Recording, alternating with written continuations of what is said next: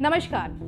उत्तर प्रदेश में अपराध और राजनीति के बीच देखिए गजब का तालमेल देखने को मिलता है। इसी तालमेल का एक उदाहरण है बाहुबली नेता मुख्तार अंसारी, जो जेल में रहकर भी चुनाव जीतने का मादा रखते हैं। यूपी की सियासत में बाहुबली मुख्तार अंसारी का क्या कद है, ये आप इसी बात से समझ सकते हैं कि पूर्वांचल के जिला मऊ से वो एक दो बार नहीं, लगातार 5 बार विधायक रहे। यानी साल 1996 से लगातार वो मऊ सीट से चुनाव लड़ते रहे और जीत हासिल करते रहे। इस दौरान यूपी की सत्ता में कभी बीजेपी, कभी बीएसपी तो कभी सपा रही, लेकिन कोई भी मुख्तार को चुनाव लड़ने से रोक नहीं सका। लेकिन आज जब यूपी की सत्ता में योगी आदित्यनाथ की सरकार है, तो उनके राज में मुख्तार अंसारी का क्या हाल है, ये बात इसी से समझ सकते हैं कि लगातार 5 बार विधायक रहे मुख्तार अंसारी इस बार विधानसभा चुनाव नहीं लड़ रहे हैं।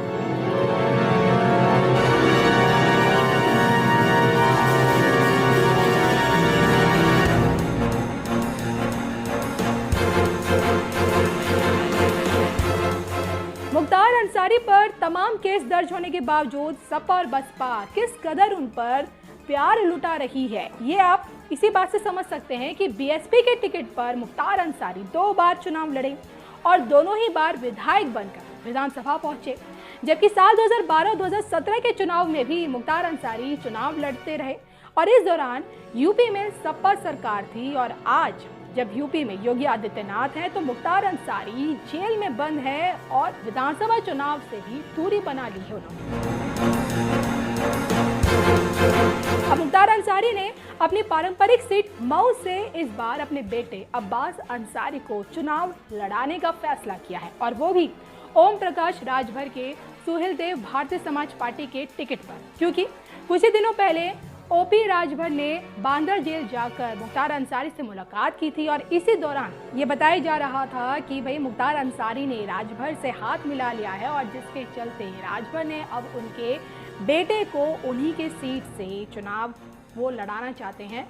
तो आपको बता दें, लेकिन उनके इस फैसले को लेकर सपा भी विरोधियों के निशाने पर आ गई है, क्योंकि अखिलेश यादव ने अपनी पार्टी सपा का ओपी राजभर की पार्टी से गठबंधन किया है। और इसी वजह से आरोप ये लगाए जा रहे हैं कि सपा बैकडोर से मुख्तार अंसारी को समर्थन दे रही है, और जिससे पूर्वांचल की सीटों पर गठबंधन को मुस्लिम वोट का फायदा हो सके, क्योंकि मऊ, गाजीपुर, आजमगढ़, जौनपुर जैसे जिलों में मुख्तार अंसारी का अच्छा खासा प्रभाव माना जाता है। यानी सपा विरोधियों के डर की वजह से भले ही मुख्तार का खुलकर समर्थन ना कर रही हो, लेकिन अखिलेश के अपने सियासी जोड़ीदार ओपी राजभर के जरिए जरूर मुख्तार अंसारी को कहीं न कहीं साधने की कोशिश कर रहे हैं। वैसे सपा बसपा के राज में खुलकर चुनाव लड़ने वाले मुख्तार अंसारी इस बार योगी राज में जिस तरह से चुनावी मैदान से पीछे हटे, उस पर आप लोगों का क्या कहना है, आप लोगों की क्या राय है, कमेंट करके हमें जरूर बताइएगा। और साथ ही गुंडे, माफिया और बुलडोजर के नाम पर पीएम मोदी और सीएम योगी किस तरह से वोट मांग रहे हैं, आइए आपको वो भी जाते जाते सुनाते हैं। पहले जो सरकार में थे वो माफिया को संरक्षण देते थे। आज योगी जी की सरकार माफिया की सफाई में जुटी है।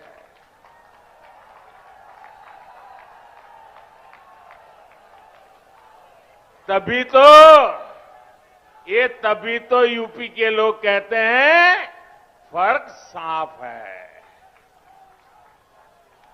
पहले जो सरकार में थे वो बाहुबलियों को बढ़ाते थे। आज योगी जी की सरकार गरीब, दलित, पिछड़े और आदिवासी सभी को सशक्त करने में जुटी है। तभी तो यूपी के लोग कहते हैं फर्क साफ है। पहले जो सरकार में थे वो यहां जमीनों पर अवैध कब्जे करवाते थे। आज ऐसे माफियाओं पर जुर्माना लग रहा है, बुलडोजर चल रहा है।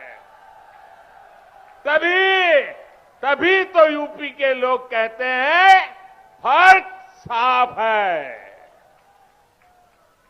पहले यूपी की बेटियां घर से निकलने से 100 बार सोचने के लिए मजबूर थी। आज अपराधी गलत काम से पहले 100 बार सोचता है। तभी तो यूपी के लोग कहते हैं फर्क साफ है। पहले बेटियां घर में दुबक कर रहने को मजबूर थी, अब यूपी के अपराधी जेल में दुबकते हैं। तभी तो कहते हैं फर्क साफ है। 4.5 वर्ष पहले प्रदेश में जैसी सरकार थी वह केवल भाई भतीजावाद और वंशवाद करती थी। तुष्टीकरण के नाम पर आपके हक पर डकैती डालने का कार्य करती थी। गुंडागिरी और दंगा प्रदेश की पहचान बन चुका था। नौजवानों की नौकरी को इनके द्वारा नीलाम कर दिया जाता था। गरीबों के पेट में जाने वाला निवाले पर ये लोग डकैती डालने का कार्य करते थे। लेकिन आज आप देख रहे होंगे, आज नौजवान सरकारी नौकरी पा रहा है। पुलिस की भर्ती भी हमने कहा 20% बालिकाएं भर्ती होनी चाहिए और 20% भर्ती 30,000 महिला पुलिस अधिकारी और महिला आरक्षक उत्तर प्रदेश के अंदर है, जो मिशन शक्ति के साथ जुड़ करके हर बालिका, हर बेटी और हर बहन को सुरक्षा की गारंटी दे रही है। मिशन शक्ति का एक कार्यक्रम गांव-गांव तक पहुंच रहा है।